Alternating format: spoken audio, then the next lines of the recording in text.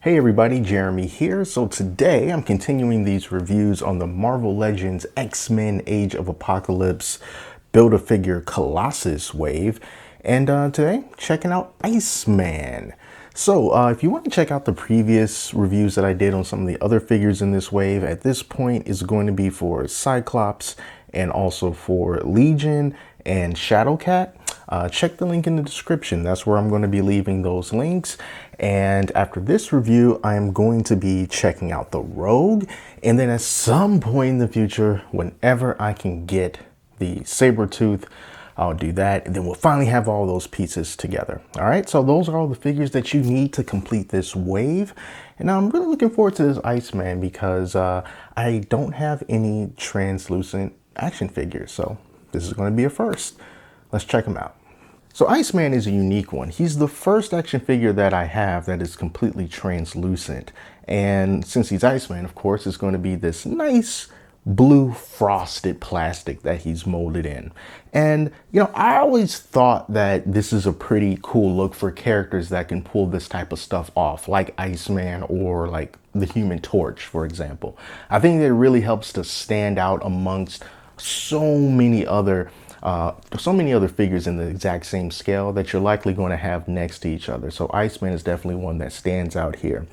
And looking at this guy, you know, I think that they did a good job with him for it being my first experience. Like I said, he's got this frosted blue plastic, you know, so it's not just completely blue. We got a little bit of white all around him. So it's not like the lighting in this room. It is actually what the figure looks like. So we're just going to look at him all the way around here. And then if you look at the face sculpt, it's a face. You know that it's a face, but you can't really like, oh yeah, they really did a great job with the likeness of blah, blah, blah. It's Iceman's face. You know, so there's not a lot of detail in his face, different wrinkles and lines and stuff like that. You know, it's just ooh, blue, cold. It's ice. You know, but the hair, if you will, that's a nice little touch right there. As you can see, I do like the white of his eyes. You know, it just kind of looks like a ninja, you know, with a mask on. That's the way they kind of looks. I do like the frosted spikes on the back of him. That's like a big defining feature to me to really make him go like, oh, wow, that looks kind of cool. And he's got little bits of spikes jumping out all around him. Just some are bigger than the others. As far as what you get with Iceman, in addition to a Build-A-Figure piece for Colossus, is you get a couple of these bigger claw-like interchangeable hands. And I think I'm going to take these off and put these on just because these are so unique and they're not just regular human hands. There's some ice infusion in there. So that's one of them. And then here's the other one. You know, it's pretty much the same, but you know, I think that it's a really cool claw look. So that's all that you get with him. And him being Iceman, of course, the articulation has to leave him pretty nimble to try to get him in something that looks like he's, you know, ice skating around the battlefield or whatever, since that's what he tends to do. So let's take a look at this articulation. So as far as the head goes, it's not doing it right now. But at one point in time, my Iceman's head got really loose to the point where I could just kind of flip it around easily just by flicking it with my finger. Maybe it was like a heat type thing because now it's working just fine. It moves like a head should move. Not too loose, but not too tight at the same time. This is how far Iceman can look down. And then this is how far Iceman can look up. So, you know, not a whole lot up, but definitely a good ways down. That chin touches the chest. That's how far down it can go. I like that. Let's take a look at these arms and see what we got going on here. So these arms are pretty good.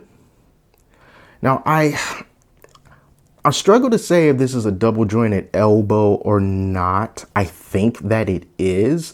But if I am wrong about that, it's a pretty darn good single jointed elbow because you can get it nice and close to the chest.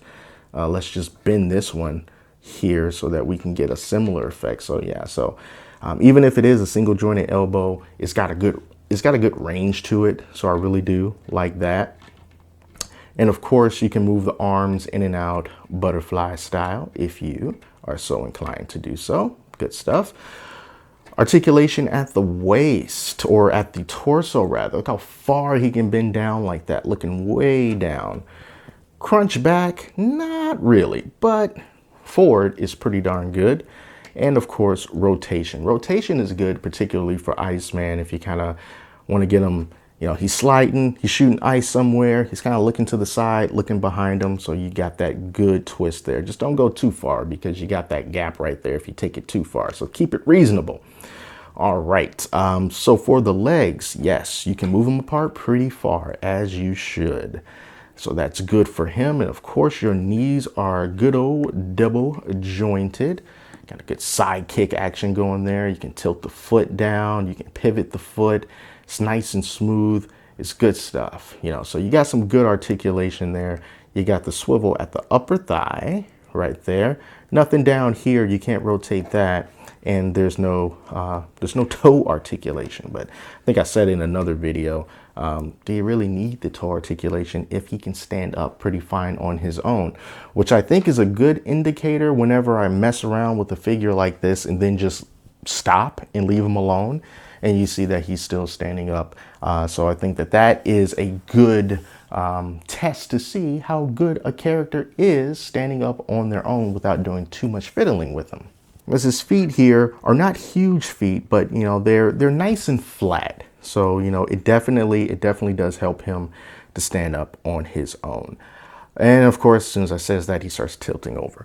But yeah, so because this figure is so unique, because he's Iceman, I automatically think that he gets a pass for the most part, in that the only main comparison is like other Icemen.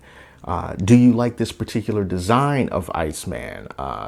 Do you like the way that they did the plastic, the frosted colors? Do you care for these spikes? Do you want something more rounded and clean and not as angular? Those are just personal tastes and personal preferences, but I like this version of Iceman. I think that he looks really cool, and I think that he does what he's supposed to do, definitely as far as your articulation goes, to really signify what one would think when they think, of course he fell, when they think of Iceman. So after this Iceman, we've got one last figure to review, and that's going to be Sabretooth, and then we'll get to the Build-A-Figure Colossus. So stay tuned for that. It's coming up real quick. Thank you all so much for watching. Till next time, I'm Jeremy. Talk to you later.